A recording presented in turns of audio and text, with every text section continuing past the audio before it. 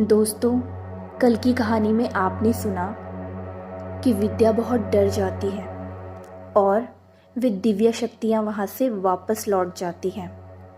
देखते हैं आज की कहानी में क्या होता है। आखिर उनसे पीछा तो छूटा। कृपाली को यह बात बताऊंगी तो वह मुझ पर हंसने लगेगी। इससे अच्छा यही है कि मैं किसी को कुछ ना बताऊं। विद्या ये सब मन ही मन सोचने लगती है। उसी वक्त कृपाली आ जाती है। विद्या, क्या किया आज पूरा दिन घर पर? तुम्हें तो बड़ा मज़ा आया होगा। पूरा दिन आराम करने को जो मिल गया। नहीं यार, क्या मज़ा। आज तो पूरा दिन परेशान हुई। यह बोलते बोलते अचानक विद्या अपनी बात को बदल देती है। हाँ यार, आज तो बहुत मज़ा आया। तुम बोलो, तुम्हारा तो कॉलेज में पहला दिन था। तुम्हें भी मज़ा आया होगा। ना यार, मज़ा कहाँ, पर हाँ, एंजॉय बहुत किया। कॉलेज की सभी लेक्चर अटेंड किए और सही में कॉलेज का माहौल कुछ गर्म था। लेकिन आज क्लास में यह बोलते ही कृपाली अचानक रुक जाती है। आज क्लास में क्या? विद्या, आज क्लास में सब लोग खुश थे, लेकिन एक लड़का था। वो कॉलेज के सभी लेक्चर में शांत था और बहुत उदास था। यार, कॉलेज में एक सेकंड भी मैंने उसे हंसते हुए नहीं देखा और मेरा पूरा ध्यान बार बार उसी पर जा रहा था। विद्या, मुझे तो यह लग रहा था कि वह बहुत ही बड़े सदमे में है और तुम्हें पता, दूसरों की परवाह कुछ ज़्यादा ही करती हूँ मैं, कृपाली ने कहा। हाँ, अब वो सब छोड़ और फ्रेश हो जा। आशीष भी कॉलेज से निकलकर सीधा घर पहुंचा। पूरा दिन उदास रहने की वजह से उसे सिर में थोड़ा सा दर्द होने लग गया था। इसीलिए घर पहुंचते ही वह तुरंत सो गया। शायद आधा घंटा हुआ होगा, तभी आशीष के फ़ोन की घंटी बजती है।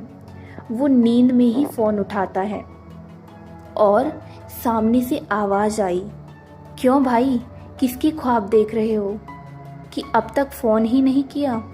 आशीष फ़ोन की डिस्प्ले पर देखता है कि किसका कॉल है, तो डिस्प्ले पर राज लिखा हुआ था।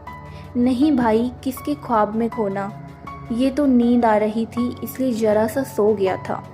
लेकिन तुमने कई दिन बाद कॉल किया। आशीष, एक खुशखबरी है, मैं कल ही वहाँ आ रहा हूँ। मम्मी पापा से इजाज़त मिल गई है। मैंने वहीं पर एक हॉस्टल में रूम लिया है। अब मैं वहीं पर रहूँगा और वहीं पढ़ूँगा। क्या बात है, फिर जल्दी से आ जा। बस इतनी बात होने के बाद आशीष कॉल कट कर देता है। अगले दिन सुबह के 10 बजे ही राज सूरत पहुंचकर आशीष के घर पहुंच जाता है।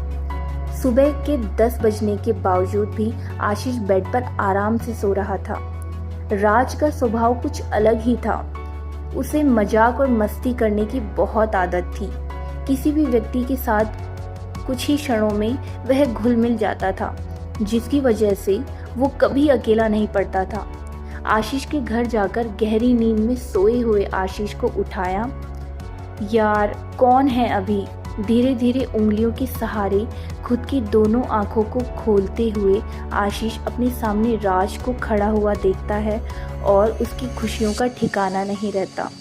राज, तुम यार, कब आया तू? क्या सरप्राइज दिया यार।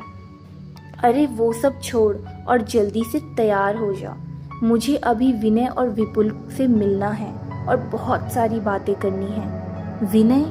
राज के मुख से विनय का नाम सुनते ही आशीष की खुशियों को ब्रेक लग जाता है और एक ही क्षण में उसकी खुशियां वापस से छिन जाती हैं। आशीष, क्या हुआ यार, क्यों उदास हो गया? विनय? कैसे मिलेगा तू विनय को? कैसे मिलेगा मतलब? तू क्या कह रहा है? मुझे कुछ समझ में नहीं आ रहा। विनय अब इस दुनिया में नहीं रहा। आशीष की बातें सुनकर राज मुश्किल में पड़ जाता है। नहीं, ऐसा नहीं हो सकता।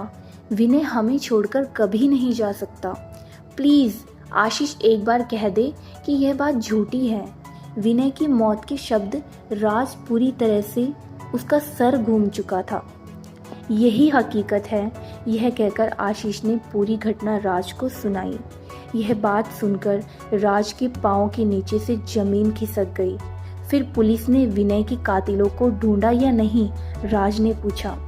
नहीं, विनय के कातिलों के बारे में अभी तक कुछ भी पता नहीं चला, लेकिन पोस्टमार्टम रिपोर्ट के अनुसार विनय ने आत्महत्या की है, यही साबित हुआ है। चिंता मत कर, विनय की मौत के पीछे छुपा हुआ राज अब हम खोलेंगे। अब तू तैयार हो जा, मैंने कॉलेज में फिर से एडमिशन ले लिया है और दोपहर को 12 बजे कॉलेज भी जाना है। आशीष कॉलेज जाने से पहले तैयार हो जाता है। उसके बाद राज और आशीष दोनों आशीष की बाइक पर कॉलेज जाने के लिए निकल जाते हैं। तभी रास्ते में राज आशीष से पूछता है, अरे यार, हमारे ग्रुप की चौथी लंगोट कहाँ है? विपुल। राज, तुम्हारे जाने के बाद यहाँ बहुत कुछ बदल चुका है। विपुल अभी कोमा में है। यह कहकर आशीष ने विपुल और मुस्कान की पूरी कहानी राज को सुनाई। एक के बाद एक दुखों के पहाड़ आशीष पर टूट पड़े, जिसकी वजह से आशीष अंदर से पूरी तरह से टूट चुका था। आशीष और राज कॉलेज पहुंचते हैं। लेक्चर चालू होने में आधे घंटे की देर थी, इसीलिए आशीष और राज समय बिताने के लिए कॉलेज के पीछे वाले बगीचे में जाते हैं। यह गार्डन कॉलेज के पीछे के हिस्से में था, जिसकी वजह से यहाँ छात्रों का आना जाना बहुत ही कम था। बागीचे के आखिर में एक बड़ा सा पत्थर था और बागीचा है इसलिए कुछ वृक्ष और पेड़ पौधे थे। आशीष और राज बागीचे में चक्कर लगा रहे थे। तभी आशीष की नज़र जमीन पर गिरे हुए एक ब्रेसलेट पर पड़ती है। आशीष उस ब्रेसलेट को जमीन से उठाता है और हैरान हो जाता है। ब्रेसलेट को देखकर वो कुछ सोच रहा था। दूसरों की चीज़ें हमें नहीं लेनी चाहिए, चल अभी छोड़ इसे, राज ने कहा। यह ब्रेसलेट पहले कहीं देखा है, लेकिन याद नहीं आ रहा कि कहाँ देखा है, आशीष ने कहा। अरे ऐसे ही ब्रेसलेट बाजार में कई सारे मिलते हैं, वहीं पर कहीं देखा होगा, राज ने कहा। नहीं, अचानक आशीष को याद आया, यह ब्रेसलेट राधिका का है, मैंने उसके हाथ में देखा था। राधिका? ये राधिका कौन है? आशीष विनय और राधिका की प्रेम कहानी के बारे में राज को बताता है, लेकिन राधिका विनय की मौत के बाद से लापता है।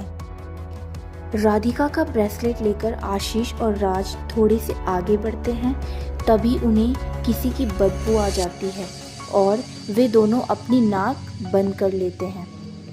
दोस्तों, आगे की कहानी सुनने के लिए हमारे चैनल पर बने रहें। धन्यवाद।